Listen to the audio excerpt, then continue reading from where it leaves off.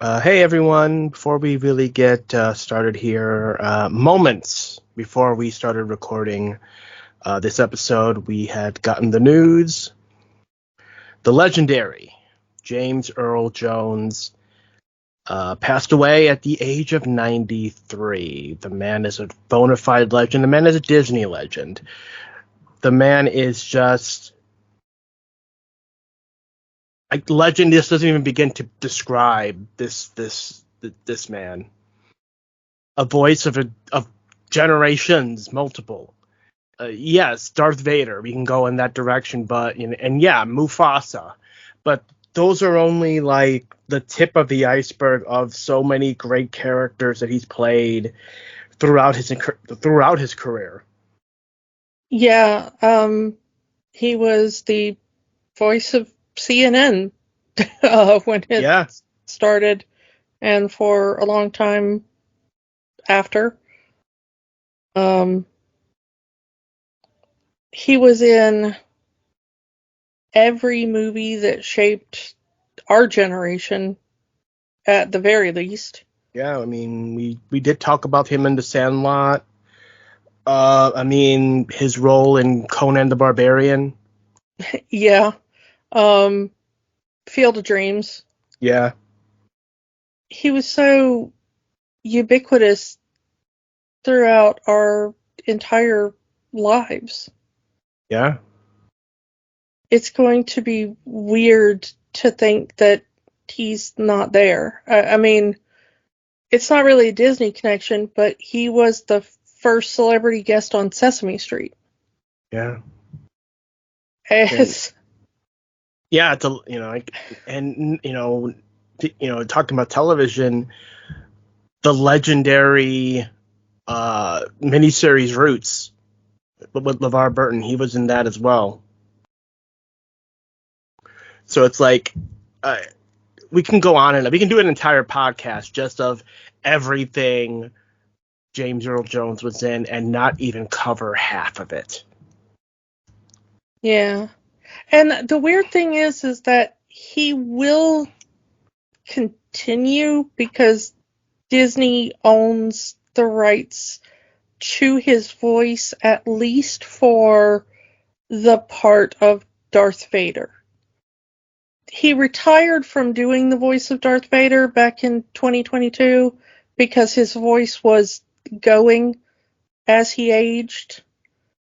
Um, and so if you watch the Obi-Wan Kenobi miniseries, it is James Earl Jones' voice, but it is his voice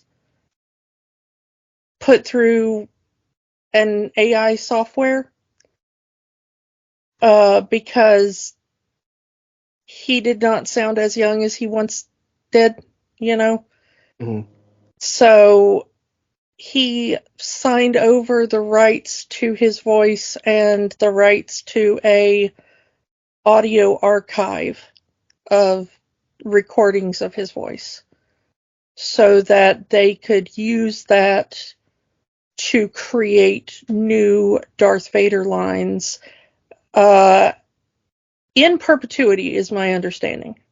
You know, we've talked about AI before on this show, and I'm just going It's to AI month. say, We're doing yeah, it AI is month. AI month. As we're talking about this, I am going to say that if an actor chooses to sign over the rights for certain things to a corporation, like this was James Earl Jones' choice. He said, you can use these audio recordings to create new performances for Darth Vader because I know I cannot do it anymore. And he knew that, you know, he had fewer days ahead than behind, unfortunately. That was his choice. He signed legal documents. He made that choice, presumably in sound mind at the time. I am fine with that. If that is your choice as a performer, more power to you. I am okay with you making that choice. You have the rights to your own image, your voice, whatever. So I hold no ill will against Disney for doing something that James Earl Jones seemed to be fine with. Our problem when we talk about these things on the show is when corporations trick performers or do things that performers did not agree to. I mean, the Screen Actors Guild had a whole strike about stuff like this, and they're still fighting for it. And they still are. We're seeing that in the voice acting community, especially with video games, where that's part of their strike.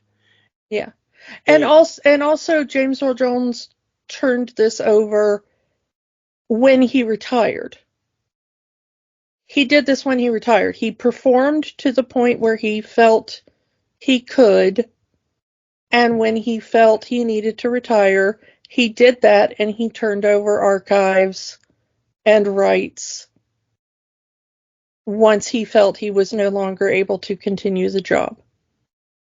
Which I think is how that technology should be used. You know? Mm-hmm.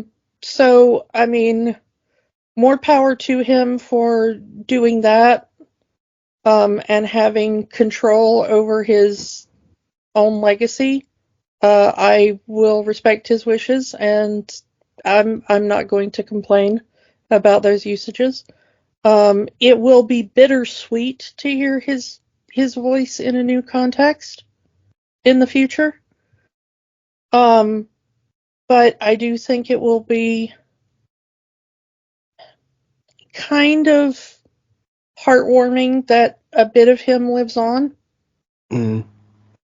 He will always be Darth Vader. Yeah. So rest well, Mr. Jones, and we will miss you, but also you will be so fondly remembered, and your spirit will never die because your work is gonna continue on through every new generation that watches film. 93 is a nice long life, but it is a gut punch to see one of your favorite actors go. Yeah. Thank you, James Earl Jones, for everything. And now we will get back to the fun of talking about a movie. Cue the theme song. I'm JP Tuesday. And I'm Kiki Cannon. As lifelong Disney fans, the work of countless talented Disney creatives have shaped our lives. Now, as the Disney catalog expands, we're taking a journey through film and television to discover if that spark that shaped us as children lives on in adulthood. Does your favorite Disney media still cast that same spell? Join us as we find out. We are Rewatching the Magic. Now, where did I put those spare parts? Where are... No. Ah, here we are. Okay. She needs a movie to boot up. What does Kiki like? She likes cyberpunk. She likes kick-ass women. And I have the perfect movie for that. Let's hope it works.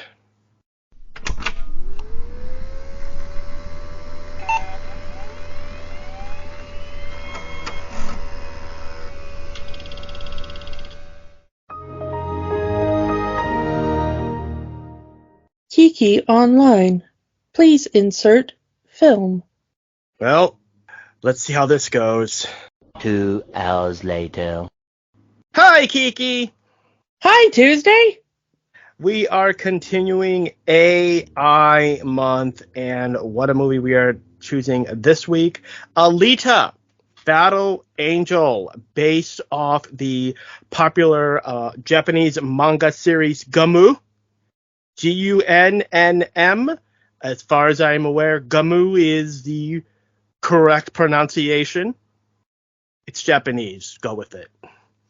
But also, when the comic was printed in the United States, it was under the name Battle Angel Alita. There was even a one-off animated movie, and the movie we are watching is like almost a one-for-one remake of that animated movie. So if you have not seen the animated Battle Angel Alita movie, it's actually on YouTube. The entire, I think, 1 hour. So if you have not watched it, I would at least recommend watching it, at least to compare how this movie flows to it. Kiki, how much, besides of what I just said, did you know any of that prior to when this thing was first announced? Well, I mean, I had heard of the manga and the anime, and I think there was like a video game or something. It was around in my zeitgeist of things I knew of because I go to conventions a lot, and I'd seen people cosplay as Alita and whatever. But I didn't really know, like, I couldn't have told you what the story was. I could, And yeah, this movie is one of those movies that took forever to make. James, originally, Guillermo del Toro was going to be attached to this movie, and that was back in 2000. Man, I really want to live in the universe where Guillermo del Toro got to make all these movies. Yeah, again, this is like the fifth movie we've talked about where it was like Guillermo del Toro was going to make this movie and then he didn't. I will always be angry he never made his Haunted Mansion movie. Ugh, you and me both. That and his Justice League Dark movie and this the movie. Hobbit movie. Yeah, the Hobbit movie. Yeah, it's like, so originally Guillermo del Toro was assigned to this movie, and then that was back in 2000, and it would take until 2019 for this movie to come out. By that point, del Toro had dropped out. We get Robert Rodriguez, and of course the big selling point of this movie, no disrespect to Robert Rodriguez, he's a hell of a director, but was really selling this movie. What really kept this movie going was that this was a James Cameron production, that he was putting a lot of his own stuff into this movie. James Cameron's a freaking nerd. He was going to almost made a Spider-Man movie. I'm going to tell you the thing that made me want to watch this movie. I like a lot of anime concepts, but every time I try to watch an anime, it doesn't really go well for me. Mm-hmm. So I was like, I've always been kind of interested in that. And now they're doing it in kind of a, Western live action film style, and that seems to work better for me. Mm-hmm. Was Robert Rodriguez, because James Cameron kind of fell out with me after I watched the first Avatar movie. Ooh. I mean, it just, like, I was kind of hyped to see Avatar because I was like, okay, this looks really pretty. The trailers look really pretty. And then I watched it and I was like, oh, this movie was not interesting to me.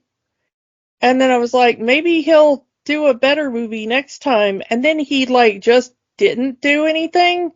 He's, like, totally just into Avatar. Yeah, I mean, and we probably would have had this movie at an earlier point, but he really wanted to do Avatar. Yeah, so I was like, okay, well, at least James Cameron is just producing this. I didn't realize, like, he did the screenplay as well. Mm. But, like, when I saw, like, Robert Rodriguez is directing this, I was like, okay, that that appeals to me more because Robert Rodriguez has done more things that I've, like, The Mariachi trilogy itself, by itself, could sell you this movie. yeah, and I mean, But, it's... he had been working on, like, Predators and Machete and, like... Planet Terror. And he had done the stuff for Mandalorian, and he had done, Mm-hmm. like, that to me made me more interested in seeing what this was about. Mm-hmm. Did you see this in theaters or no? I did not. I saw it when it came out on some streaming service, but This movie also has the very weird distinction of being the very last movie released by 20th Century Fox before the sale to Disney. So this movie came out February 2019. 1 month later, March 2019, the sale is finalized. Disney owns 20th Century Fox. Which is very weird to say out loud again, because that's kind of when we started our podcast. Was right when this was right when the start of Disney Plus. So it's very weird to come into all of that. And to be that movie, to be the movie that is the final one. Now, granted, this was not intended to be the final one. This movie wasn't even supposed to come out. This movie was supposed to come out like a year prior, but was delayed up until that February 2019 release date. But to say that Alita Battle Angel is the last movie to be released while Fox was still its own thing and not part of the Disney collective, as it were. yeah. And you were talking about how long it took them to put this movie out. I mean, Fox had owned the URL for, like, Battle Angel movie and Alita movie and, all that kind of stuff since, like, 2000. Mm-hmm. They'd been sitting on various permutations of the URL for this film for almost 20 years. So, yeah, and I think that had, I know you say that you weren't really that much of a fan of Avatar, but Avatar, it was the highest grossing movie of all time for a long time. So that probably was the ticket that got this movie greenlit in the first place, to get it out of that developmental hell that, hey, James Cameron has another idea. He gave us Avatar. What else does he have? Oh, he wants to make this anime inspired movie. Let's make this movie happen. Yeah, I mean, I respect that. I'm just saying I don't consider Avatar that interesting a film. Disney apparently does. They have one Avatar land in their Florida parks. They just announced they're building an Avatar land in their California parks, and there's already 2 Avatar movies out with a third on the way. So it's like, at least someone at Disney values the Avatar property to the point to make it a big deal for them. And if you, dear listener, are one of those people that really, really like the Avatar movies, more power to you. Yeah, I mean, you like what you like. I just, I've seen that plot before, so. The thing about this one was I really liked the people behind the scenes. I mean, I still have great respect for James Cameron. Mm-hmm. I just wish he'd do more things that were not Avatar. I mean, he did try to come back to Terminator. That's all I can say on that. But Avatar seems to be his big thing, and he feels it's sending that environmentalist message that he wants to send out. Again, more power to him if that's what he really wants to do. Yeah, and the interesting thing is that Alita also has an environmentalist message, which is kind of left out of this movie. Like, the original manga has a environmentalist message. I mean, it also has messages of war and of classism. And Yeah, I think all of that is what attracted James Cameron to it. I mean, the thing about, like, environmentalist messages and stuff is you can't really do them without getting into classism and warfare and stuff like that, which is also present in Avatar, So you can kind of put all of those together, but it's really weird that in this version of Alita, they kind of leave out the environmentalist message because I haven't fully read the manga. I've just kind of read summaries of it and everything. Mm-hmm. But what they call Iron City in this movie is originally called the Scrapyard. In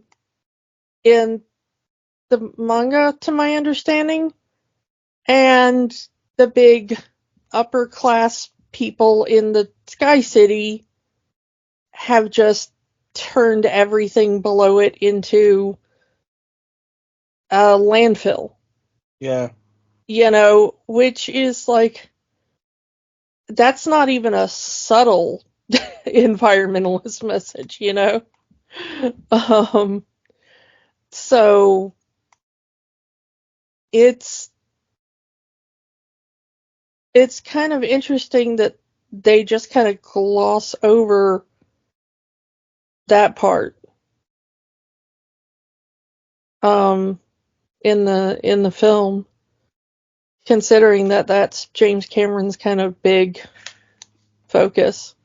Maybe they were saving that for the sequel that will never come.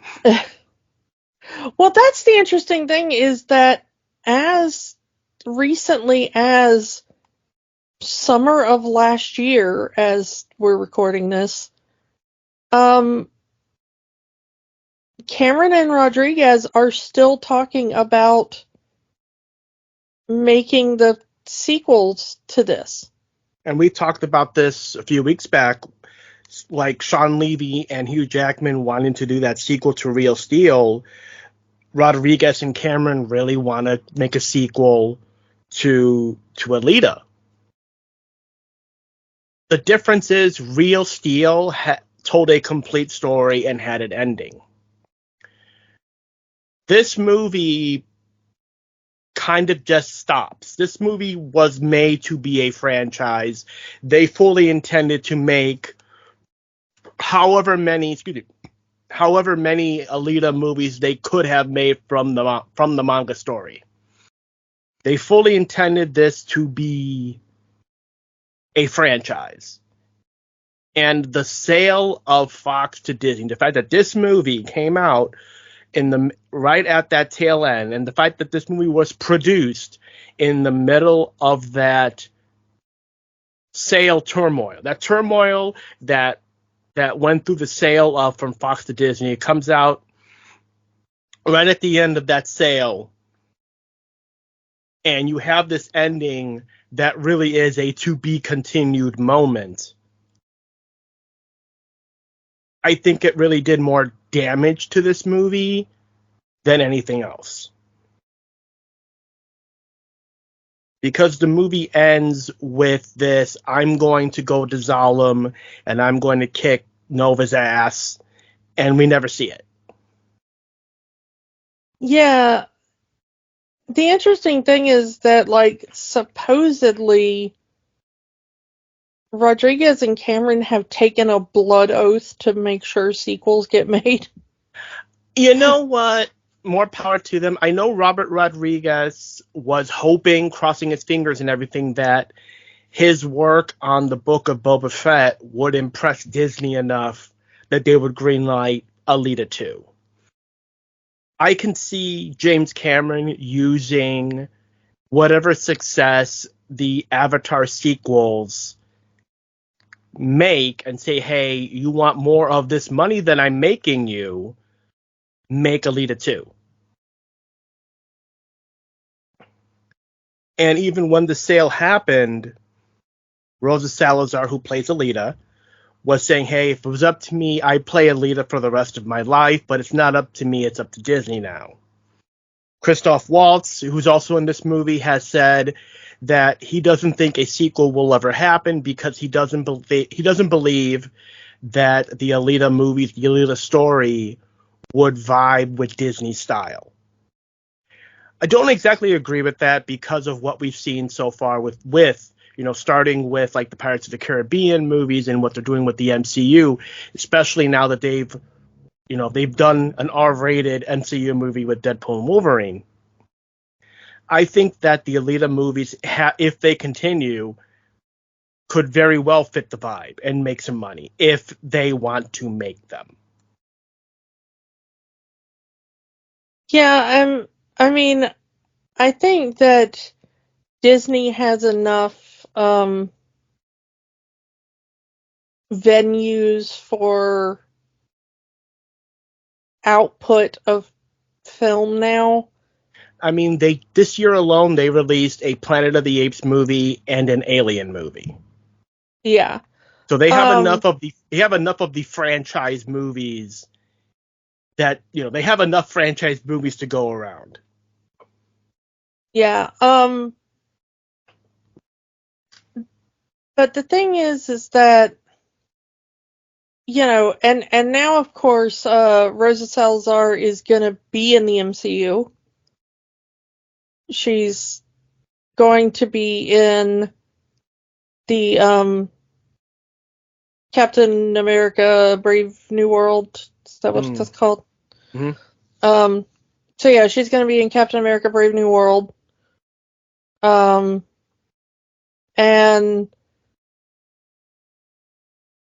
the interesting thing is most of the people in this film are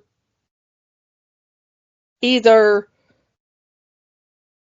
were in the MCU after or were already in the MCU by the time this movie was made. I mean, Jennifer Connelly, she was, Karen, the AI in the Spider-Man movie. She was also She's Suit Lady, yeah. Yeah, she was also in the Hulk movie we talked about. Mahershala Ali may or may not be Blade. Yeah, who knows if that movie's ever coming out. And of course, the very end, the cameo with Ed Norton, that silent cameo of Ed Norton. That is supposed to be sequel bait. Yeah. And of course, Ed Skrein, we've got Francis. Yeah. Francis. Francis. Yeah, I mean, it's kind of interesting that, like, the cast is so good. They've got everything set up. And I know when I first watched this, it kind of annoyed me because, I didn't really know that much about it. Mm-hmm. And I'm watching it, I'm not paying attention to the time. And it's getting toward what is the end of the film, and I don't know because I'm not paying attention. And it's like they're setting up for a big climactic battle, and I'm like, yeah, let's go, let's do this thing. I am hyped. This movie has turned into something awesome, And then the credits start rolling, and I'm like, what? And I look it up, and it's like, yeah, they're probably not going to make any sequels from it, because, Disney buyout, and it didn't make as much money as they thought it would, and, and I'm like, who just makes half a movie? That's the crazy thing, is that they deliberately made half a movie because they thought this was going to be a big franchise. Now, granted, like you said, this movie did not make the money that they were hoping for. It made its budget. It made $400 million on a $200 million budget. It is considered to be Robert Rodriguez's highest grossing film, but it wasn't the breakout hit. It didn't really reach all of that billions of dollars that, probably would have saved this movie. Say what you will about the MCU, and we said a lot about the MCU, how, there's even Ryan Reynolds has said that some of the MCU movies come off as commercials for the next movie. And that, when you make a movie, make a complete viewing experience. No sequel bait, no, unresolved story points. Make it a complete experience. And for the most part, this does feel like one, but it's that sequel bait at the end. They mention Zalem all throughout the movie. They mention Nova all throughout the movie. And you think, okay, are we finally going to get there at the end of the movie so she can have her face-to-face? Alita, 99, her entire mission is destroy Zalem, kill Nova. That's her mission from before she awakens at the beginning of the movie. So it's like, that's setup, and there's no payoff because they end the movie there because Cameron and Rodriguez are convinced that they're going to get a sequel, that this is going to be big. And it didn't. All right, now we've kind of talked about the backstory. Let's get into the plot, because I really do like the plot of this. I can't remember if the movie gives it to us. I think it does, but at least according to Wikipedia, we're in 2563. That is the first image of the movie after the 26th Century Fox logo. Oh yeah, I do like the 26th Century Fox. I love it when filmmakers play with the logo of the film company. Yeah. Do that more. Filmmakers, please. I love it. Especially when it's inventive. Mm-hmm. So yeah, 2563, 300 years after an event called the Fall. Which was some kind of big giant war between I guess. See, this is one of the problems, is that a lot of this movie is just vibes, and I kind of wish they would give us a little bit more concrete information. It's all dialogue. Yes, we get some flashbacks of Alita's past life during the events of the Fall, but it's all spoken dialogue. So, well, I don't mind spoken dialogue, but the thing is that we're told that there's a thing called the the United Republic of Mars, which I guess is some humans or cyborgs live on Mars now, and they attacked Earth. Yeah, some human. Again, it's probably better explained in the manga, but yeah, there was a human colony on Mars. But we're not reviewing the manga. We're reviewing a film, and they need to tell us in the film. Yeah, based on what I know from the film, is that there was a human colony on Mars, and they had disagreements with Earth and their high ground cities, and that resulted in a war between the human Mars colony and Earth, which resulted in all of their high ground cities being forced to the ground, aka the Fall. So that's what it was, a literal fall. the cities and that Yeah, the hovering sky cities where all the rich, privileged people lived. And literally crashed. we're told that they all fell out of the sky at the same moment, except for Zalim, the one that hovers over Iron City where Alita lives and is found. In the manga, this is supposed to be in like Ohio or something. According to no, it's Kansas City, Missouri. Mhm. Excuse me. So yeah, in the manga, this is supposed to be Kansas City, Missouri, and that's it's in the Midwest in the U.S.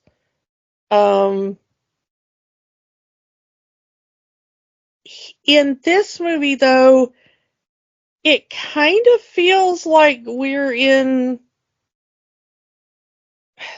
South America, maybe, or Mexico. It's South America, and I think that's a Robert Rodriguez change to have more Latino actors in the movie.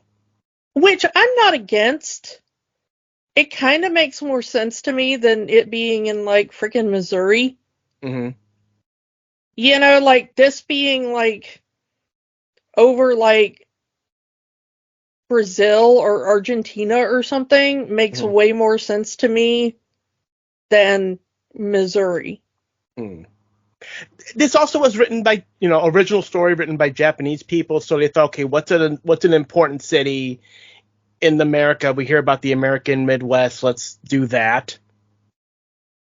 I don't know a lot about the geography of Japan, but if I was going to pick a random city in Japan, I'm going to pick one that's got like a massive population center, Mm-hmm. I'm going to pick like Tokyo or Kyoto or like something like that. Mm-hmm. I just kind of wonder like if somebody threw a dart at a map of America and was like, okay, the nearest large city is Kansas City, Missouri. I don't know. Again, this is the early 90s Japan. Internet wasn't a thing yet. Maybe they just didn't want to do it, and maybe they didn't want to set their story in Japan because every other manga cyberpunk story is set in Japan. Yeah. Shout out Akira. But to me, if you're gonna have like a giant floating city, it's gonna be over a major population center anyway. It makes sense that there would be one over a major city in Mexico or in one of the South American nations, because there are lots of massive population centers in there, like we might be in Buenos Aires or something, like I don't know. But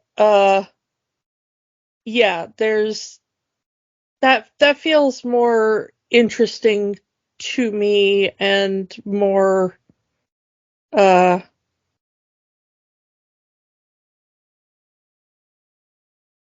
it feels more logical to me. Mm-hmm. But I also like that it's 300 years later and it's in the 2500s, which means that the war has to happen in the 2200s. So it's still like the war happens like at least 200 years from us. Mm-hmm. I'm getting sick of future stuff that is like, I played the Cyberpunk role-playing game, the tabletop game, and then I played, the Cyberpunk video game that just came out within the last few years. And this shares a lot of stuff between it because similar inspirations. And, you know, that series, like, it has to be an alternate history universe now. Because all of the things were like, when it originally came out, it was like, okay, the dark future of 1995. And then, of course, by the time I was playing it, that was already the past. And then it was like, the distant future of Cyberpunk 2020. And then by the time the video game came out, it was coming out like in 2020. So then it had to be like Cyberpunk 2077, you know, it was like... I mean, we just passed the events of the Bell riots. If you're for you Star Trek fans out there, Yeah. And you know, how many movies have we talked about and seen that, you know, the far off future of 2015 or 1997, the cyborgs will rise, you know, stuff like that. Yeah. What's so funny is, like, I remember that, like, the original date Skynet was supposed to go live was like the day after my 17th birthday or something like that. You know, it was like, and I remember just like sitting around being like, okay, come on, Skynet, you know, like Judgment Day. Yeah. But so I at least am glad that this movie was like, can we at least put this thing like 500 years into our future so that it's a little more believable that we've got massively weird technology. Yeah. But yeah, everybody's a cyborg. Not everybody, but almost everybody. Most of the characters in this movie have at least one cybernetic part of their body. Yeah, I think like the love interest and his little crew don't have anything, and I think Jennifer Connelly doesn't have any cyborg parts, and Christoph Waltz doesn't have any cyborg parts, and I think they're like the only people we see that are like 100% human. Just human. Everybody else has like an arm or a hand or a cybernetic eye or, you know, something. Mm-hmm. I mean, Christoph Waltz's character, his nurse, has a cybernetic arm. And honestly, if you're living in a world where there's just like cybernetic parts, why wouldn't you just be lopping off bits of you and having it replaced if you can afford it? Yeah, I'm not saying that if you can afford it. Even you know, Christoph Waltz's character being an engineer trying to repair these cyborgs with junk parts, and they can't afford to pay him because they don't have any money because all the money's going to the rich city above them, so they're bartering with fruits and vegetables, and he has to take that job being a bounty hunter just to make ends meet. So it's like, if you can afford it, great. I mean, you'd probably go for a cyborg body at this point. You know, if you could just put my brain in the cyborg body right now, I'd be like, okay. Well, we'll put you in a berserker body, and then you can like be a hunter warrior. I'm okay with that. So yeah, continue the story here. Christoph Waltz's character, Dr. Dyson, finds the cyborg head with a still living brain in it. We would find out that the cyborg head is over 300 years old, but still retains the look of presumably a teenage girl. He takes it home and uses the cyborg body that he had originally built for his daughter, who was disabled, to allow her to walk, but she unfortunately dies in an accident, and gives that body... accident, quotes. Yeah, quote. She was murdered by Johnny Rico. Casper Van Dien in a cameo as a drug-addicted cyborg. But yeah, he attaches the head to the body he originally intended for his teenage, at the time, daughter, even giving her the name Alita, which was the name of his daughter. And eventually she does put the pieces together. Okay, this body was your daughter's. You gave me your daughter's name. I'm not your daughter. Weirdly, I think in the manga, he gives her the name of his cat that had died. Mm. Which I think is, sad, but less sad than I'm trying to rebuild my daughter in Frankenstein fashion. Mm. But it fits in the vibe of the movie that they're saying. Since their daughter died, Jennifer Connelly and Christoph Waltz's marriage falls apart, and they end up going their separate ways. So, and the fact that he couldn't get rid of that body that he had built for his daughter, it makes sense that he's still trying to hold on to that memory of his daughter. Before we go on, I just want to, kind of sidebar to this point here. I realize it's based off a manga. Manga has a very distinct style. There's an anime, and it's a very distinct style. But did we really need to have Rosa Salazar, mocap, fully CGI, with big ol' anime eyes? I mean, I argue no. I think it's a little weird and creepy. Because the thing is if you look at Rosa Salazar, Mm-hmm. she looks almost exactly like the CG character, except for the giant anime eyes. And most of the other cyborg characters are kind of just human faces with CG around them. They did give the anime eyes to the other Mars cyborgs, though. So it just might be a Mars thing. But it's still weird that they went in that direction. Like I said, I get it. I get it that that they're trying to keep the anime manga influence in the visuals of the movie. I just think that the anime eyes was a bit much. Apparently, the anime eyes were a lot, because if you go back to that original trailer, the anime eyes were a lot bigger, so they did shrink them a bit, but they kept it's still giant anime eyes. Yeah, and I wanted to. This is not a Sonic the Hedgehog situation where they redid the whole movie because fans didn't like the way the character looked. Yeah, but the thing is that I just keep thinking that it's such a waste of money to have the entire character be CG Mm-hmm. when you could have had, like,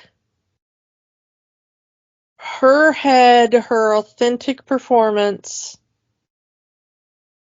and then have, like, the rest of her body be CG'd in a lot of places, the arms and the legs and stuff. Yeah, because they do that for the other characters. You're right. All of the other actors have their human faces shown, and the rest of their bodies are just mocap robot characters. But Alita is fully CG. It's Rosa Salazar completely covered head to toe in a mocap suit, having the dots on her face. You've just seen behind the scenes of any mocap character. You know how it goes. Yeah, they CG her hair, which we've talked about before, what a pain in the butt that is. Mm-hmm. And they do it for Michelle Rodriguez, who has the uncredited cameo as her, like, mentor woman in the army. Mm-hmm. And it's just like, could we not? Did we really need to completely CGI over them? I don't like it. And it's not like it's that. I mean, You know, we're Salazar not talking Avatar here. We don't need to make them blue. We don't have to add ears to them. We don't have to add, you know. We don't need to do a Thanos and make him purple. Yeah. It's human flesh tone, just with big old anime eyes, and it's like. And honestly, the anime eyes don't add anything to them. They take away from it, honestly. It does kind of take you out of it. I mean, it took me out of it the first time I saw it, and it's like, I get it. Like I said, I'm an anime fan. I get that you want to have that reference, and maybe you want to have the Earn soldiers look different than the Earth people by having those big old anime eyes. But I feel like it's a direction that is just wasting money on CG that you could have just saved. But I'm not James Cameron. I'm not Robert Rodriguez. They made that choice. But I am the audience they were making it for, and I feel like I can voice my opinion on, as an audience member, I don't need that. Or want that. Mm. But yeah, anyway, yeah, Alita, once they get the, Alita built, he's all like, hey, you've got a brain and a core processor in your heart that is apparently, your heart could power this city for like a gajillion years. And also you're like 300 years old or something. Mm. Well, that reveal comes a little bit later. But anyway, her brain and her heart are hers, and everything else is like a body he gave her. And he's like, all right, wander out onto the street and see if anything triggers a memory. And she wanders out onto the street and gets almost immediately killed by a car. Because she has no memories of anything, no self-defense, no preservation. Yeah, she doesn't know what planet she's on and doesn't know. And what's so funny is originally that's a joke. Like, what planet are you from? And then we find out she's literally not from that planet. So it kind of makes sense in retrospect. I do kind of like that bit. Yeah, of foreshadowing. She's literally from another planet. I kind of like the progression, because the first thing she sees is a dog, and she's like, dog. Yes, this planet is wonderful. I love it. Dog is my new best friend. The dog storyline, man. Yeah, I know. We'll get to that. But, like, she's immediately like, okay, dogs are the most perfect and wonderful thing. Yay, dogs. And I'm like, okay, I feel ya. And then, in the dumbest move ever, she sees literally the first boy that looks her age, Mm-hmm. that the audience would accept, like, okay, this could be a love interest for you. Teenage girl, teenage boy. Yeah, she looks like a teenage girl. She's over 300 years old, but, Played by a 30-plus-year-old woman. Yeah. So she literally sees the first boy she has ever seen in her life, as far as she knows, and immediately falls in love with him, and that's it for her. And well, he's got a leather jacket and a motorcycle, and he saves her life. I mean, what else do you need? And, like, a day later he gives her chocolate for the first time ever, so it has to be the most ridiculous meet cute ever. But yeah, it's so ridiculous. And then you find out later that he, like, rips cyborg parts off of people and sells them on the black market. Yeah, throughout the movie we see people coming into Christoph Waltz's shop here, missing body parts that they've been stolen by scrappers. And then we find out later on that Hugo is kind of the leader of the scrappers. These group of teenagers, his friend group, that's what they do. They go at night, find cyborgs, scrap them for parts, and then leave the rest to be found by someone else. I want to just talk a little bit about Jennifer Connelly's character. Now that we're kind of at the part where she enters the story. As I mentioned, her character and Christoph Waltz's character were married. They had a child. The child is murdered by this drug-addicted cyborg. Their marriage falls apart. They divorce. But I want to put this in this perspective. You go, and their job, both of them, they're engineers. Both of their job prior to their exile from Zalem was that they were creating the ultimate competitor for this sport called motorball, which is a combination of football and I forgot the name of it. Roller derby. Yeah. So, and that's kind of another part of what caused their separation, was that she wants to create more cyborg players for this game. He's tired of creating monsters. Well, he created the guy that murdered their daughter. Yeah. But she comes to see him again because she has an opportunity. Hey, I've been given this opportunity to go back to Zalem and go back to creating players for Motorball again. I want you to come with me because we make a hell of a team. He rejects her. No, I don't want to do anything. I don't want anything to do with that world anymore. He even tells Alita to stay away from the sport of Motorball entirely because it brings nothing but pain, especially to him.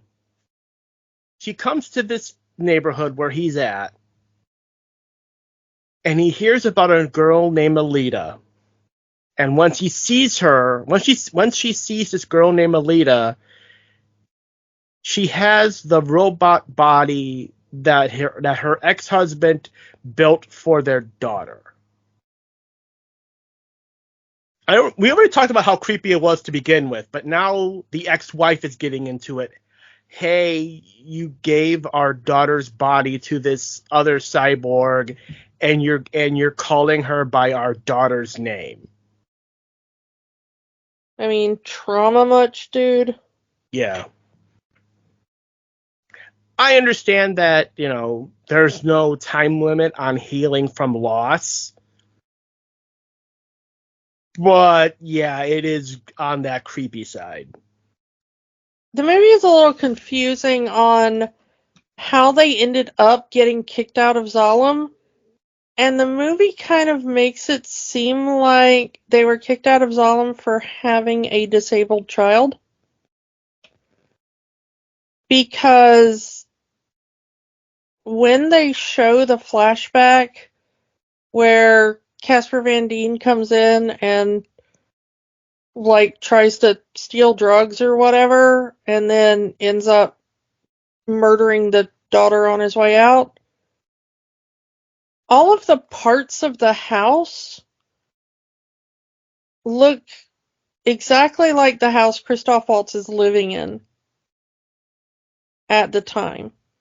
And it does, there's one line Christoph Waltz says that I can't, quote back to you right now without going back to the movie. But it kind of makes it sound to me like they weren't kicked out of Zalem for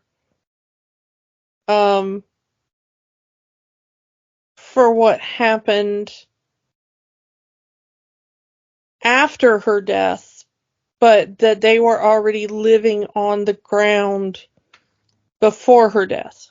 He also doesn't have the mark of Zalem on his forehead. Yeah, when flashback. She dies. Yeah. So everyone who lives in Zalem has this diamond thing implanted on their foreheads. Jennifer Connelly's character still has hers on her forehead because she believes she will go back to Zalem one day. Yeah, she was born there, and she wants people to know she's better than them, and she believes this is just temporary, and she's going to go back there. Christoph Waltz accepts reality. Yeah. He's like, I was born on Zalem. I was exiled from Zalem. There's no way to go back. So I've removed my mark because I'm never going back there.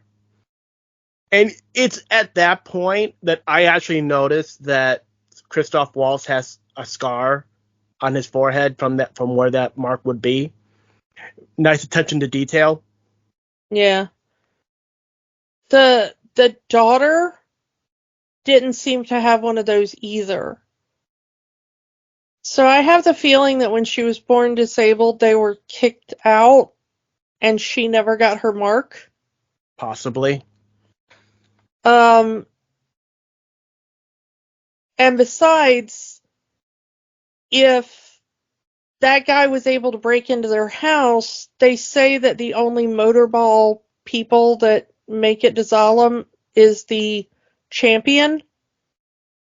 So if a motorball guy was able to break into their house looking for drugs, then that means they had to be on the ground. Yeah. That all sounds right. So it makes Zalem seem even worse, it's just like even more classist. Well, ableist, yeah, because it's just like, oh, you had a child with some kind of genetic irregularity. And even though they had the technology, presumably, to immediately build the child a body, or maybe even fix, if it was like a spinal thing or whatever, they might have been able to just do a surgery and fix it, because it seems like they have better technology in Zalem. But instead, they're just like, nope, defect, go to the ground,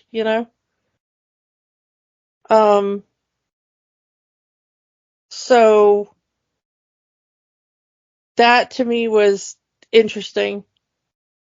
The other interesting thing is that the girl is a wheelchair user, but her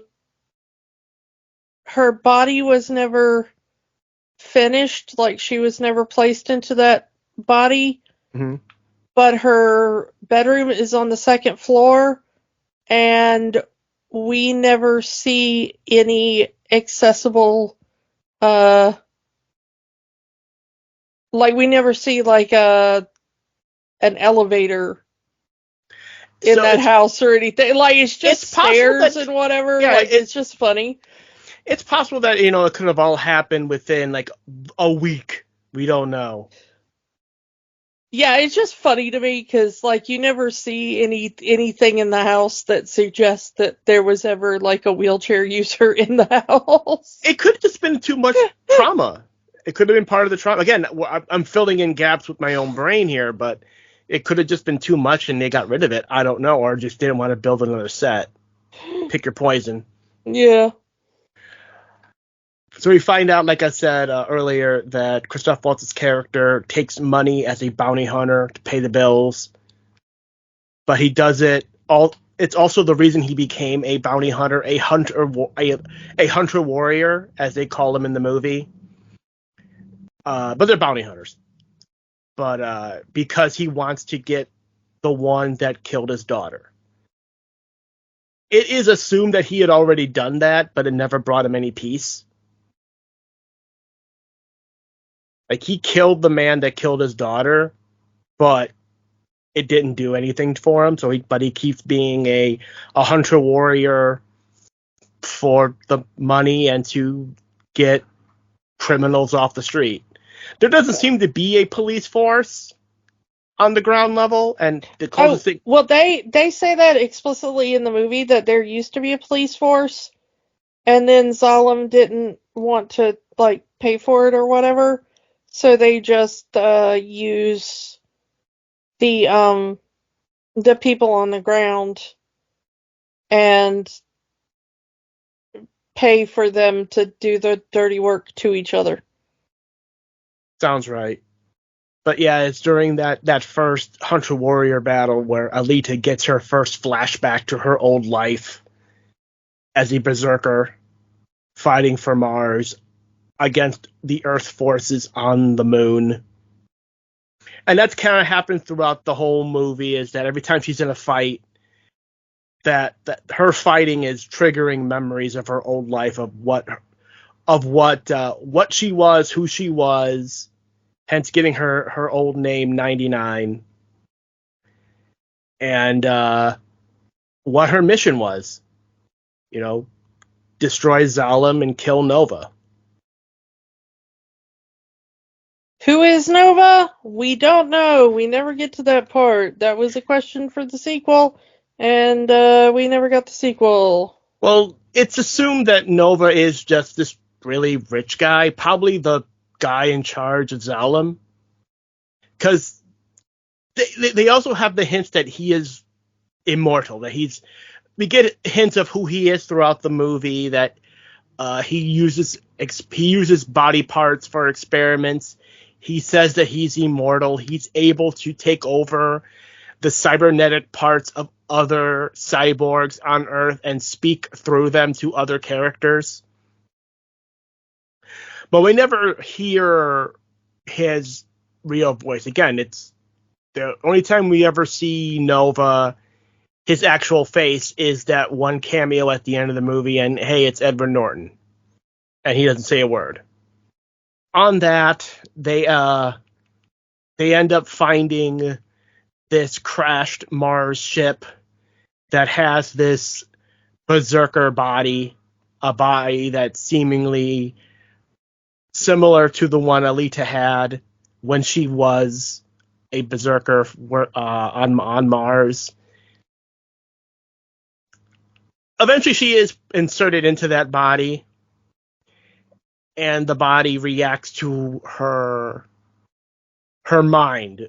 It reshapes itself. It's nanotech, they say. And it reshapes itself to be what Alita sees herself as. So she, in an instant, goes from teenage girl to adult woman body with the curves and the proportions of an adult woman. Not much taller, because Rosa Salazar is not a very tall person.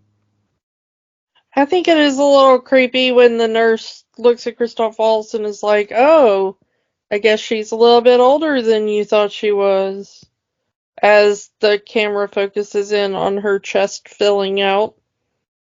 That was a little creepy. Was I the only one that found that creepy? What are you on, Robert Rodriguez? What are you on? But again, it's at that point we already know that she's 300 years old. It's also really weird that Christoph Waltz specifically says that Alita has the mind of a teenager. Like, her brain is literally at the development level of a teenage girl. I don't know if he actually meant that or if he's trying to make a joke. Because he does make the joke, you seem like a normal teenage girl if such a thing exists. Yeah, I did not like the misogynist feel to that. It's weird. That whole thing is weird.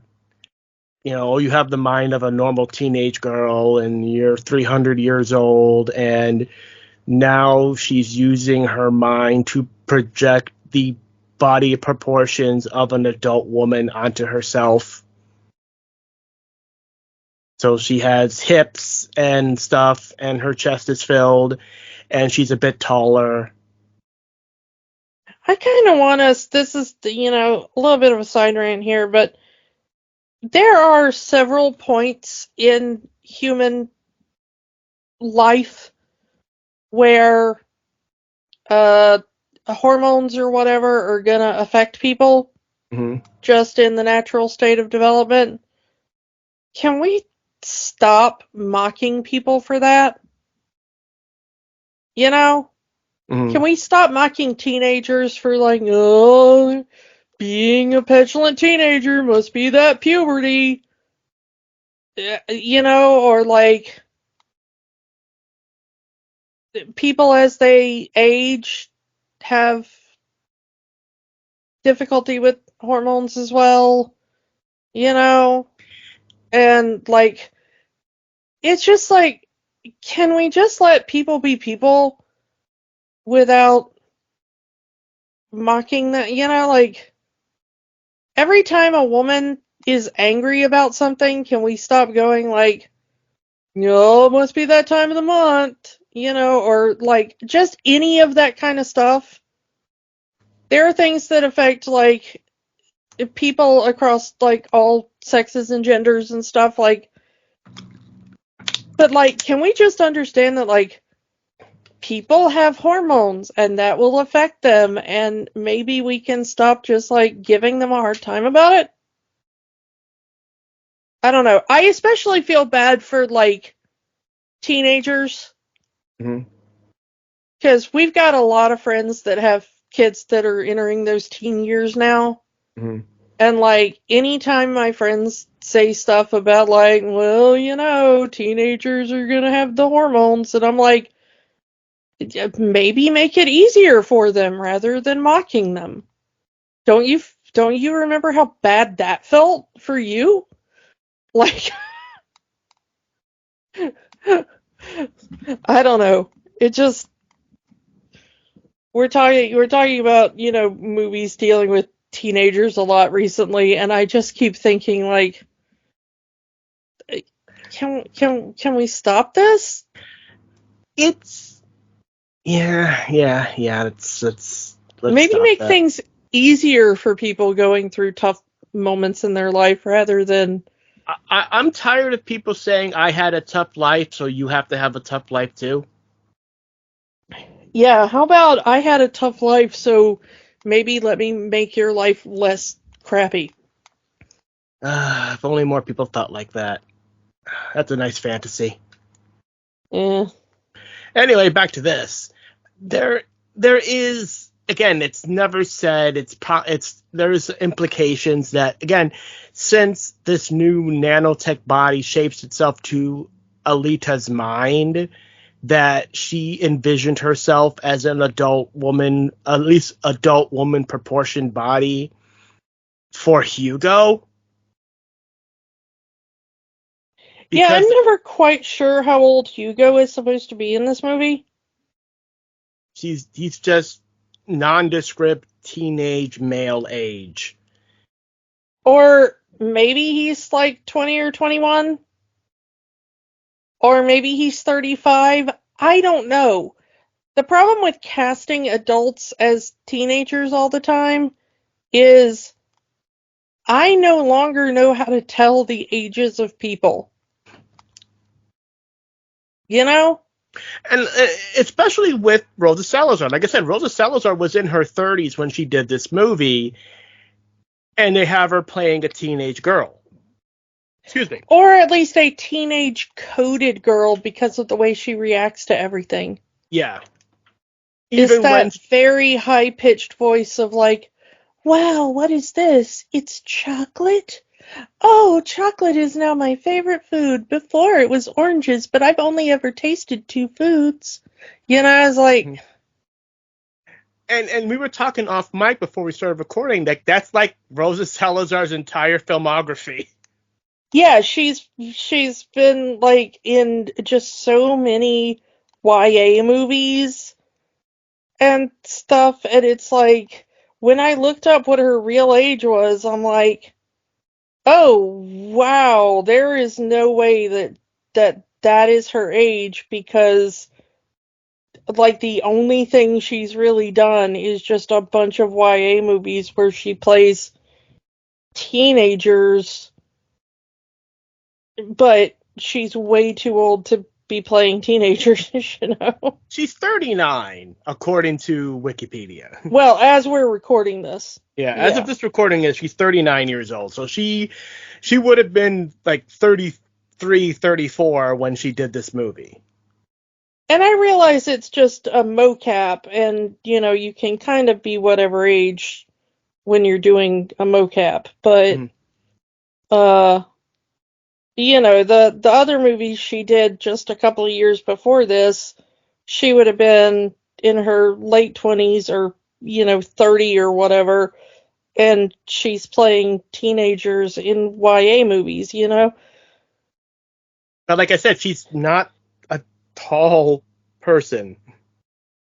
So she Yeah, could probably get away. she's very slender, and she's very, Petite. short, and she's, very. So I guess when you're those proportions in your body, you just read as younger to most people. Yeah, she's according to quick Google search, he's 5'4".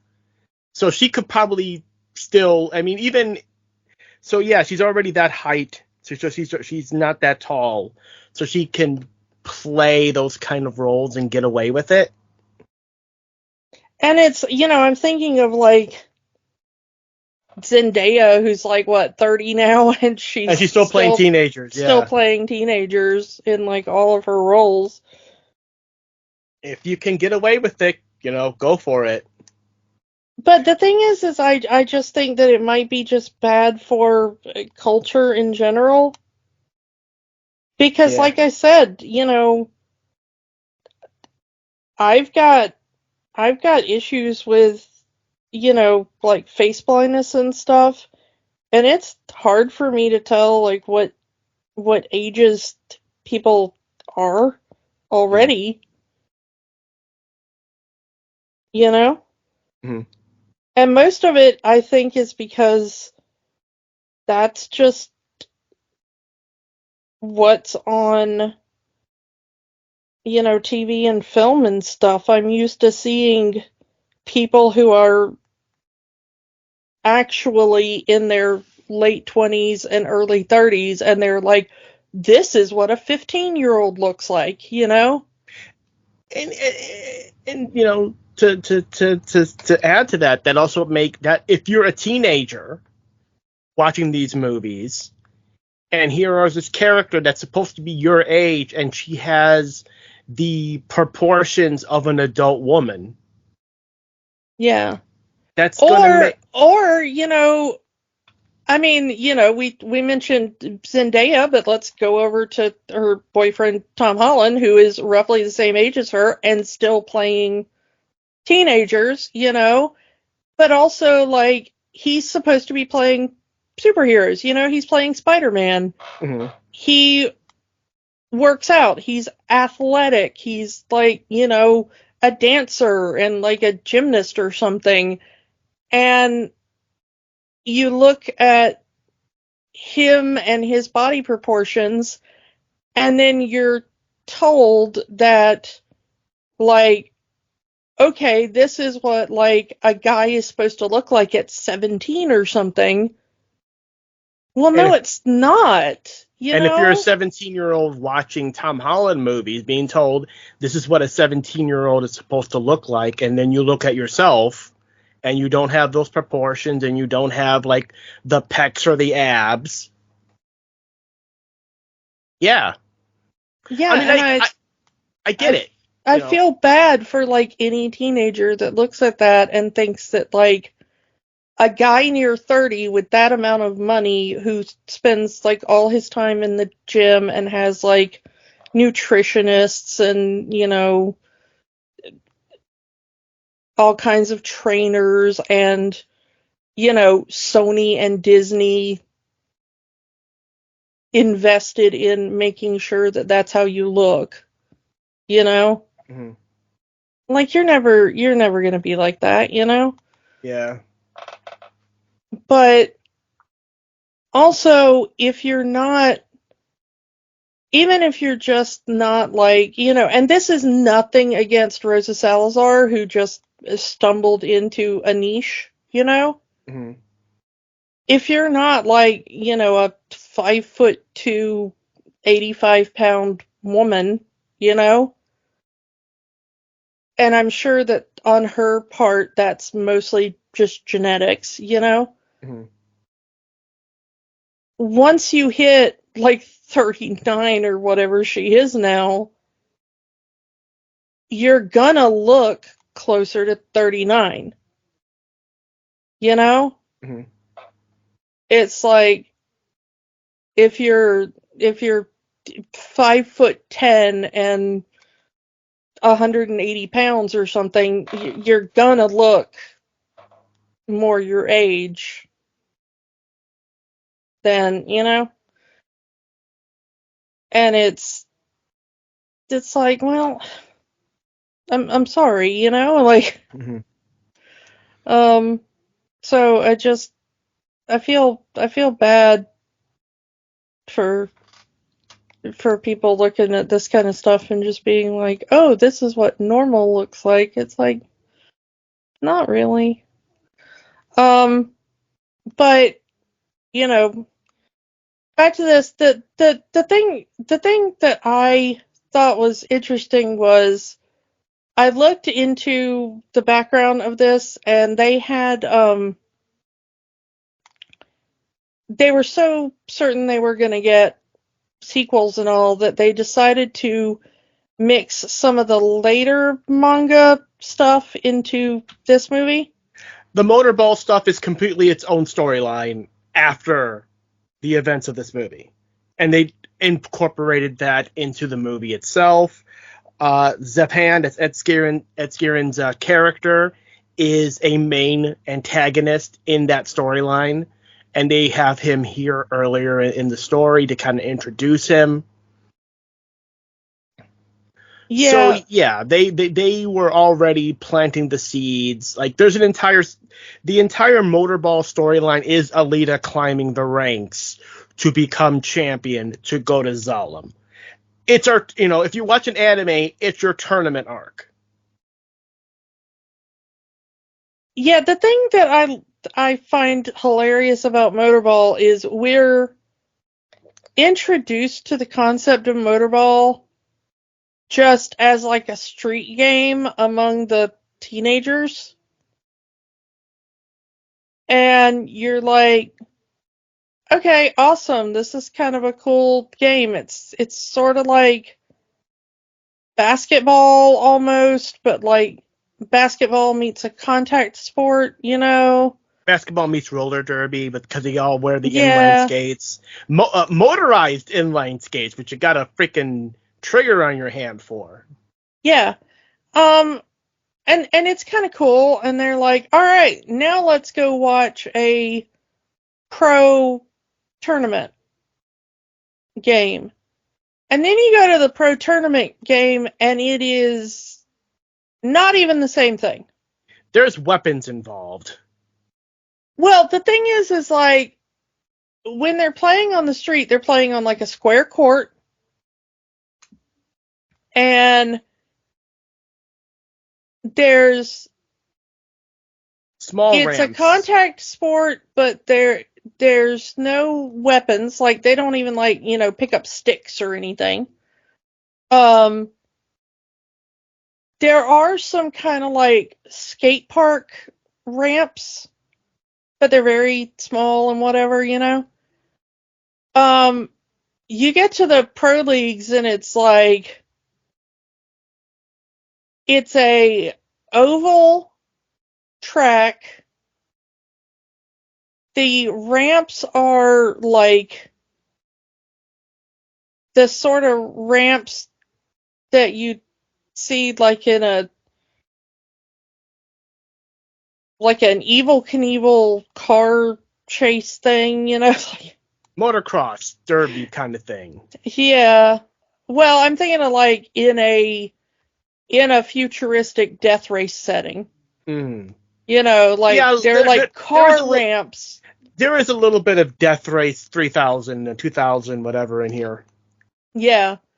And also the ramps have like fire on them. Yeah. Like this is not even the same game. So I was like, okay, that was not an introduction to this sport at all. It's like, okay, you have rollerblades and a ball, and that is the only thing that is the same between these two games. Yeah. But it becomes such a big part of this movie, and it's such a big part of the next storyline that they'll never get to. And they kind of skip through most of it too, because that ending scene we see as a time skip that she's already competing at the championship level. Yeah. So it's like, if had they made the sequel whenever they made it, probably would have been out this year if they had kept going. They would have just had that final part of that championship arc and then gone straight to Zalem. Yeah, maybe. But the thing is like, he introduces her to that, and we find out that, like, the only way to get to Zalem is if you win enough of these tournaments to be, like, the undefeated champion or whatever, and, like... But you get skipping ahead to one of the big shock reveals at the end, apparently the only way anybody gets back to Zalem is, like, as a brain and various organs in jars. You get to go to Zalem in pieces. Yeah. So I kind of wonder if that's also a trick. Possibly. Again, we're not judging the manga, we're judging the movie. Jennifer Connelly wants to go back to Zalem. We've established that. Hugo here wants to go to Zalem. And Vector, who is running the main guy here, Mahershala Ali's character, he runs the Motorball League, and he can get people to Zalem through his connections. As we say, the fate of Jennifer Connelly's character is she does get to go to Zalem as a brain in a jar, because as Vector says here, Nova needs human body parts for his experiments. What are those experiments? We don't know. We never got the sequel. But it probably has to do with Nova's claim of immortality. Hugo wants to go to Zalem. He would have had the same fate. He probably would have been, his body parts would have gone to Zalem for whatever these experiments would have been, but he would have never gone as a full human being. But I get the feeling that, like, if you prove yourself in the Motorball tournament, you just proved that, like, you have really good strategy, you have really good reflexes, your parts are good, right? So you're probably also just going up to Zalem in parts. Why wouldn't, Alita's plan at the end is like, I'm gonna win the tournament and go up to Zalem that way. Why would she have any thought that, like, those people don't also get chopped up for bits? True. Again, we don't know. The movie never tells us. We never got a sequel. Yeah. But anyway, between those two things, we have things like Alita decides to become a hunter warrior to defy her adoptive daddy that gives her, gave her body. Yeah, it's sort of Hugo's influence, because he says, whose rules do you live by? And then she kind of says it right back to him. I live by my own rules, not my adopted father's rules. Assumingly that she's going to be a hunter warrior to get the money to find someone who will attach her head to this berserker body, because Christoph Waltz refuses to do it. Yeah, and I mean, the thing is that I like the scenes where she goes into combat, because there's the one guy played by Jackie Earle Haley that's like the head, bad dude on the ground. He's working for Nova and whatever. Mm-hmm. And, we said we'd come back to the dog, so he pisses her off by killing the dog. Yeah. Poor doggy. But, she goes in there still with her old body because Christoph Waltz is a punk who won't help her upgrade. And he, so she tries to fight Jackie Earle Haley in his big monster tank form, and he gets the better of her because she, the body she's in wasn't really built for fighting, so she doesn't have enough strength or whatever.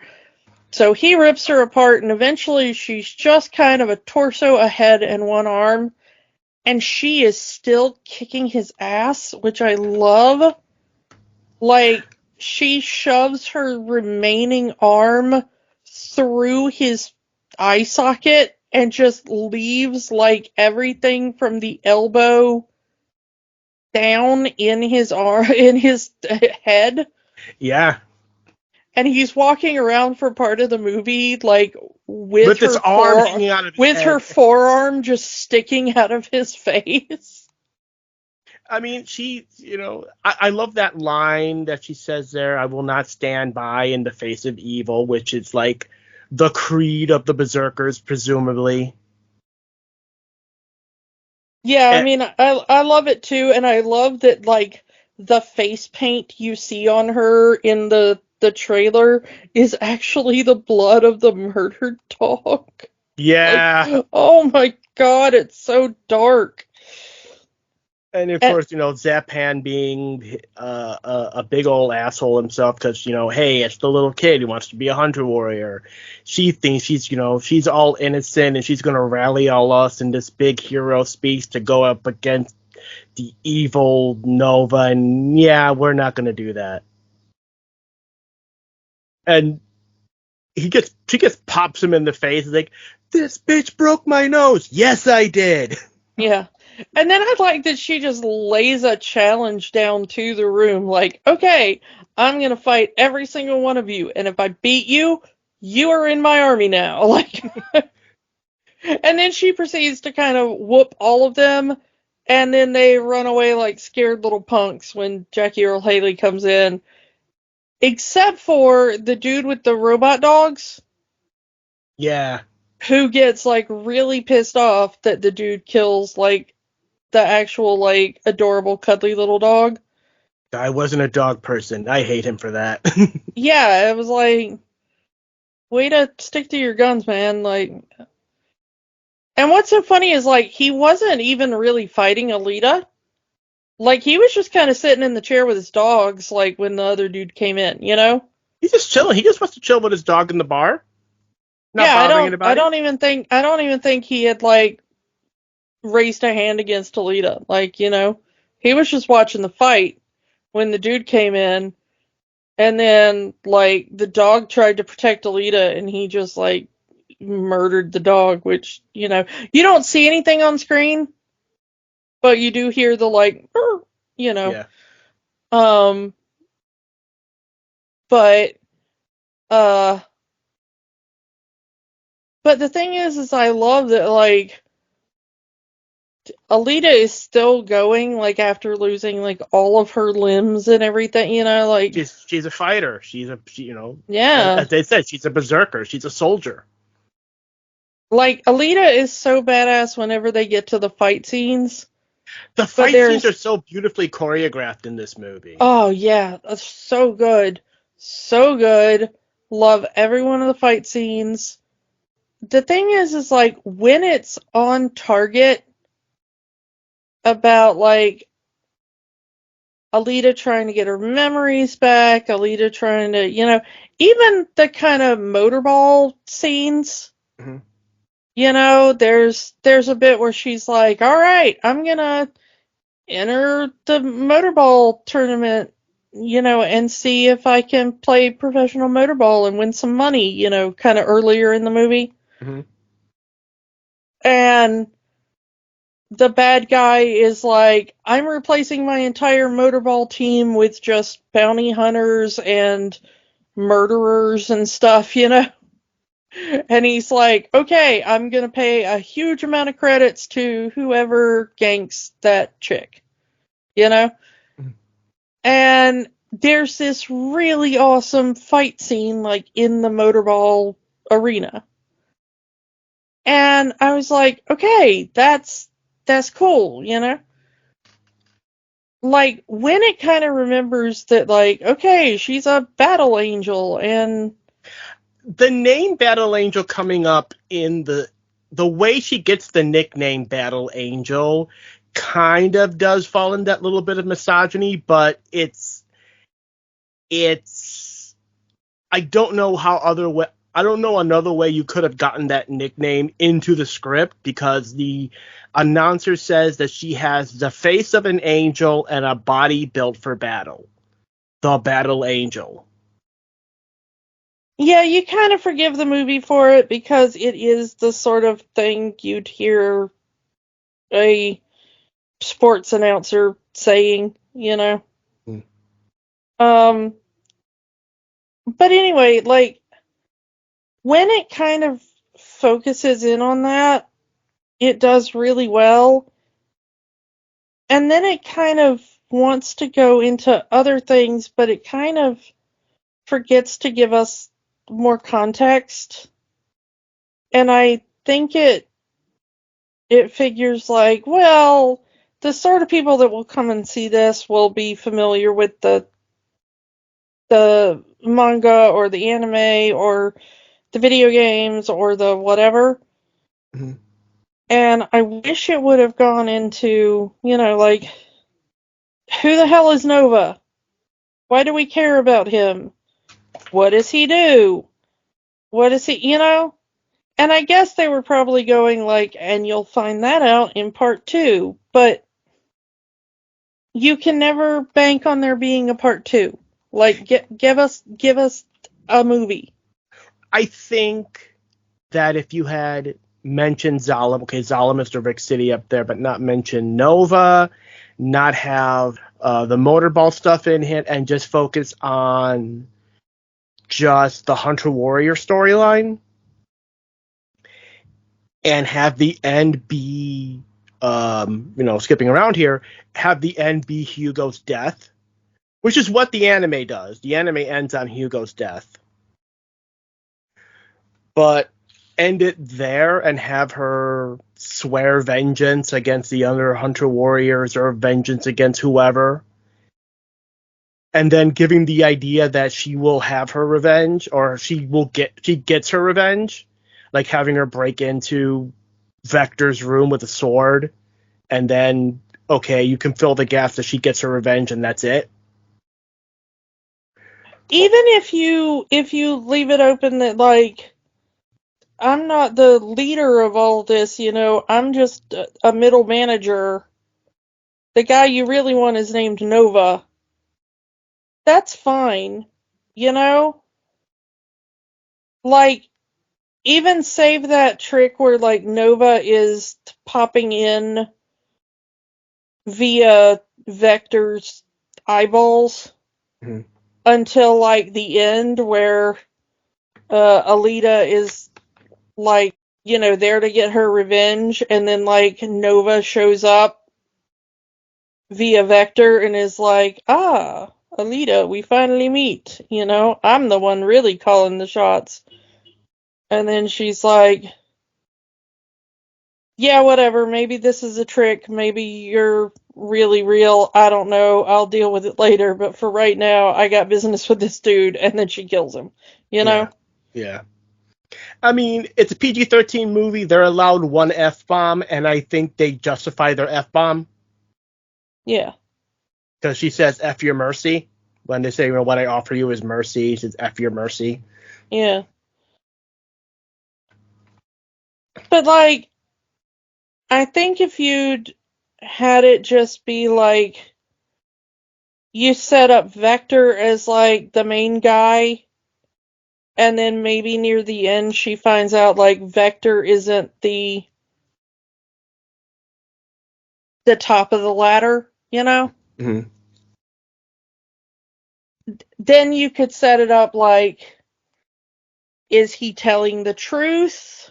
Is he, you know? Mm-hmm. Is he...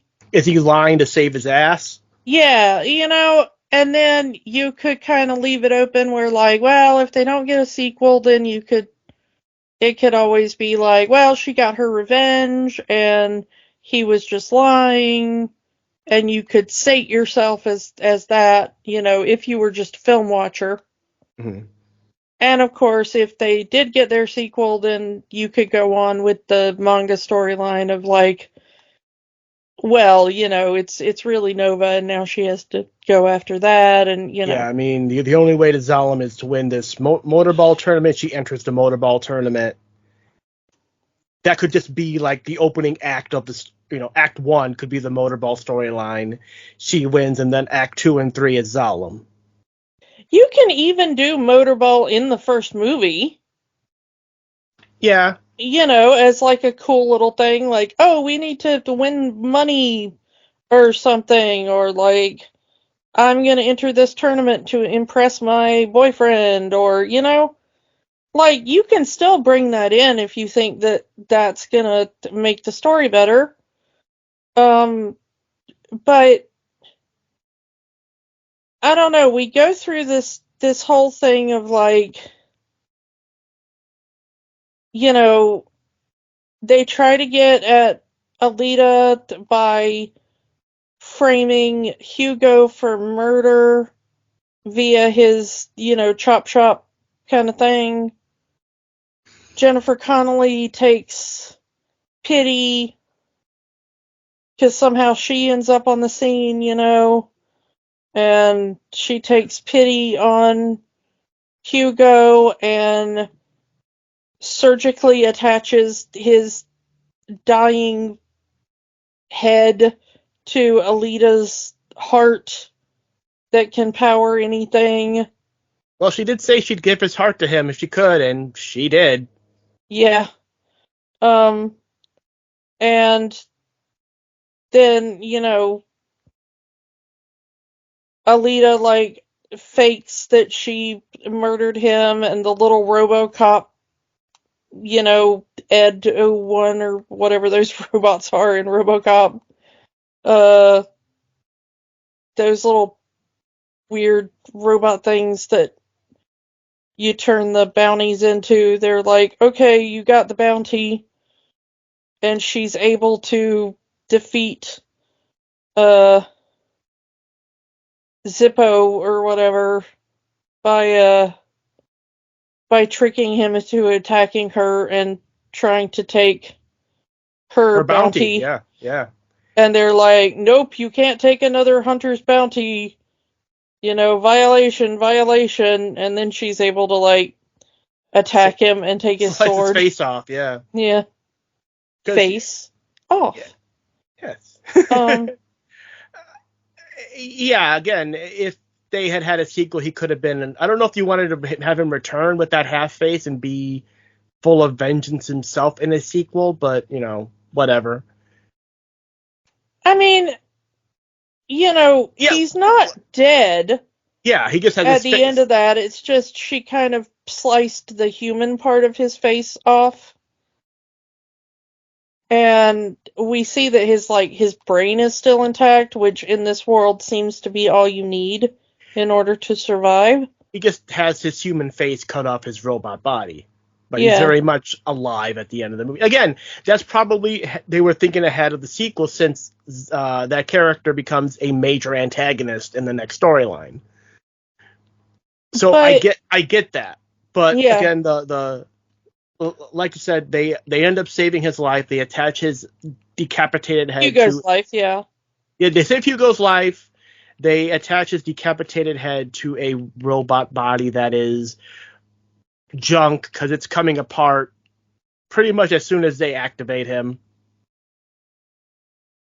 But it's good enough for now, It's good enough for now. I mean, had Hugo had patience and Alita already establishing herself in the motorball tournament, she could have used the money to buy him a upgraded body or whatnot, but he did not want to wait. He wants to go to Zalem now, and he starts climbing up the cables that attach Zalem to the ground.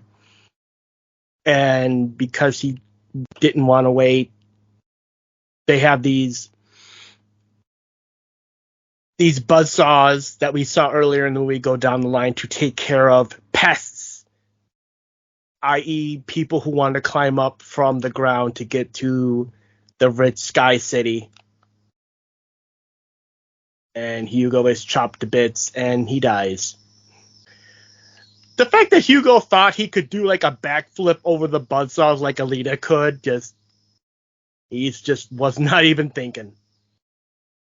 And Hugo died like he lived, being a dumbass. Yeah. He stole scrap and he died of scrap. Yeah.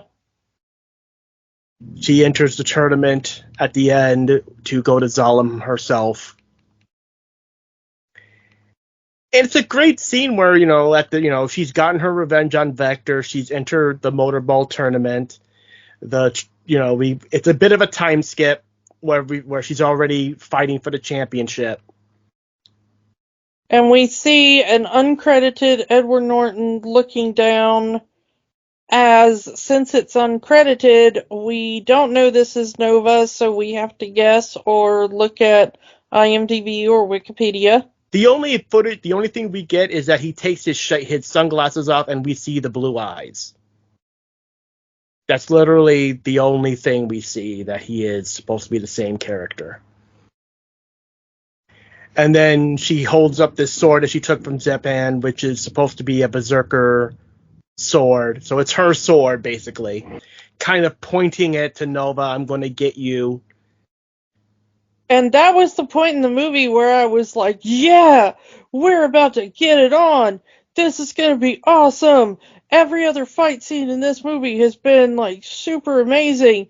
And this is like, she's about to get her mac on with the big bad of the movie. We have been waiting for this. This is what it's all led up to. Yeah, let's go, girl. Title screen, roll credits. The first time I saw this, I nearly threw something at my TV. They were so sure they were going to get a sequel. They were so sure this was going to be like the next big blockbuster franchise. And the thing is, it could have been. And this could have been, number one, if Fox probably didn't sell to Disney, and two, they didn't open this at the same time as freaking Captain Marvel. Well, yeah, that too. But also, do you remember this really being hyped back when it came out?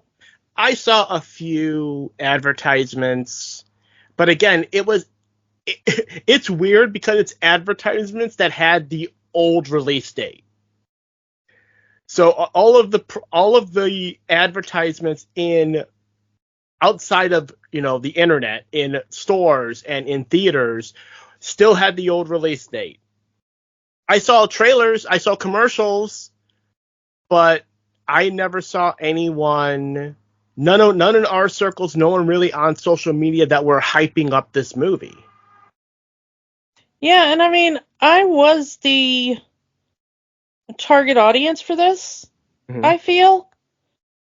And it was one of those things that kind of passed me by. I think I saw it on a streaming service and I was like, oh yeah, I was going to go see that in theaters. It just came and it went, and there were people talking about it afterwards, like, you should see this movie, it's awesome. We got to get a sequel to this movie happening. And people talk about the sale to Disney, is like, is Disney going to keep this movie series going? Disney should. And it's like, it was just a combination of a lot of, I don't want to say bad luck, but I don't know any other words to put there. Like, the movie coming out against an MCU movie, number one, in Captain Marvel, and in number two coming out right at the tail end of this sale that everyone was talking about. Everyone's, what's going to happen now? What's going to happen with all of these Fox properties in this sale to Disney? And just kind of in the same vibe as, when we talked about New Mutants. that people were just already dismissing this because it's a dead franchise. Yeah. Dead on arrival, unfortunately, with Alita, because it just came at the wrong. Even if it had come out in its original release date in 2018, it still would have been dead because we're already talking about the sale from Fox to Disney. Do I want to see a sequel? Absolutely. I would love to see the rest of the story adapted into a film. Like we mentioned, James Cameron and Robert Rodriguez made a blood oath to make these movies happen. Will they happen? We don't know. That is up to Disney to greenlight any of these sequels. And I hate saying it, but if the next Avatar movie makes a gajillion dollars, maybe we'll get Alita 2, but I will highly doubt that even if it does. And like I said, Robert Rodriguez was putting all of his hopes and dreams on the Book of Boba Fett being this breakout hit that he could leverage that into getting Alita 2 made. And everyone was talking about, why is this show called Book of Boba Fett just Mandalorian Season 2.5? I feel bad for them both. And I really don't. They're both rich AF. So they're not worrying about anything. But the fact that they want this franchise, they want this movie to be a franchise, and it's kind of not going to happen. I want this movie to be a franchise. I want these stories to continue, and it's never going to happen. And that's so frustrating. And it really comes down to these people put all of their eggs into one basket to not make a complete story. They made half a movie. Never make half a movie. They made half a movie. Unless you're guaranteeing that next one. And even then, even when there's contract signed, sealed, delivered, you're not going to guarantee. There's a chance that's never going to happen. We've seen this. Batwoman. Batwoman, exactly. Coyote versus Acme. Yeah, full movies, full TV shows, entire seasons of TV shows that will never be released because of studios' decisions. Even Disney is guilty of it. There's an entire Star Wars animated series that will never see the light of day. Star Wars Detours, because Disney doesn't want to release it. Yeah. That's the Seth Green. Yeah, the Seth Green comedy Star Wars show. Yeah, which I'd love to see. I was looking very forward. That one episode that got leaked. Yeah, I was looking very forward to that. Yeah, and we'll never see it. So never make half a movie. Never leave your TV show on a cliffhanger because there's no guarantee. And there are people who just don't understand that because they're convinced it's going to be the season 2 is coming, season 3 is coming, part 2, part 3 is coming. And that was this movie's downfall, is that Robert Rodriguez, James Cameron put all of their bets on this one movie being such a big hit that it becoming a big multi-movie franchise could not be denied, and it blew up in their faces. Does this movie have the magic? Abso-freaking-lutely. It's an awesome movie. I wish that it was more than just half a movie. Yes, until the part where it ends before the ending. I mean, it's really awesome. I was getting really into it. I was super hype about it, and I would love to see the end of this movie someday. Somebody please make the end of this movie. Even if they just give them enough money to make the last half hour, 45 minutes of this movie. If this movie had been an hour longer and give us the tourniquet version of the Zalem storyline, sure, whatever. I love this movie. I still do. The characters are awesome. I just wish it didn't just end with sequel bait for a sequel that will never come. I mean, if some higher up at Disney ever hears this and wants to take pity on us, we'd love to see some amount of time given to the ending of this movie. I mean, it's possible. I mean, it was almost 15-something years between Avatar 1 and 2. And we've only been, 5 years since this movie came out? Yeah, but I think it took Avatar so long because James Cameron is a weirdo. I don't know. Again, Cameron's still involved with the movie, so it could be that situation again. I don't know. But if they ever make a sequel to this movie, it needs to have an ending. Even if they're promised like a third and fourth movie. Finish the story. Part 2 needs to have a wrap-up ending to it, damn it. Yes. If Alita 2 ever happens, give us a definite ending. All right, next week, AI Month continues with WALL-E, Back to the World of Pixar. And I've been wanting to talk about this one for a very long time. I can't wait to talk about this movie, to watch this movie again, to talk about this movie. Oh, it's going to be so good. Yep. So come back next week for WALL-E, and we will talk to you all next time. Bye. Bye. Don't let the magic stop here. Join our conversations on Facebook, Instagram, and Threads at Rewatching the Magic. We are on the X, formerly known as Twitter, at Rewatch the Magic. And new episodes are available every week at rewatchingthemagic.podbean.com. Remember, the magic is for everyone. It only stops if you let it. Podcasts are fun, but there's work to be done. We encourage you to get involved. Here are some organizations we support. The American Civil Liberties Union fights for the constitutional rights of all Americans. Find them at aclu.org. The National Network of Abortion Funds helps people find access to safe abortion services. Their site is abortionfunds.org.